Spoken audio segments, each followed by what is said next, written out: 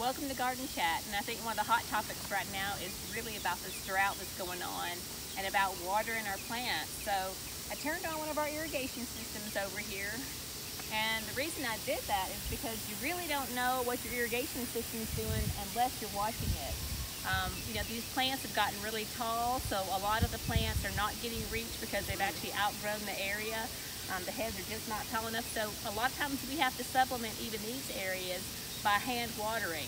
Even if we're running this a lot, the irrigation system just cannot reach it. So if you're running an irrigation system and you're starting to see stress in some of your plants, it's probably not reaching it. So you need to take a look at that irrigation system, run it while you're out there.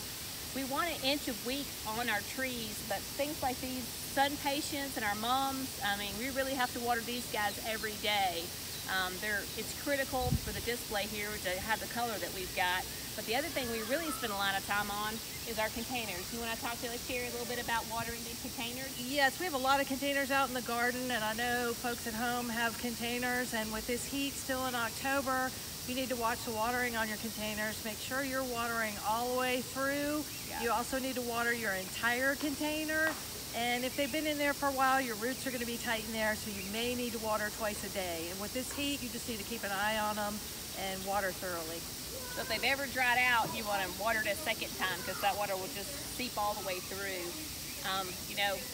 It's great to have drought-tolerant plants, and that's really why we encourage native plants. But if you've got new trees that you've planted, new shrubs you've planted, you want to make sure you're getting at least an inch of water a week, whether that's just a hose and a sprinkler that you're setting out or a soaker hose.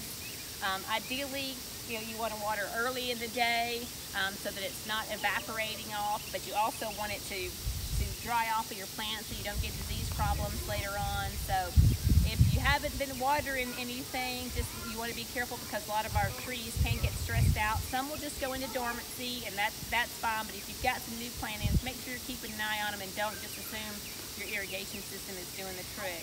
So, your mums are a big thing this time of year. Right. I know everybody's purchased mums. They take a lot of water. They're very thirsty, so make sure you water those thoroughly. And with these temperatures, you may want to water them twice a day. That's great. So thanks for joining us for Garden Chat. Please come out and check out all these great plants that we've got. There's wonderful mums and displays out in the garden, and make sure you're getting your water on your plants. Thanks.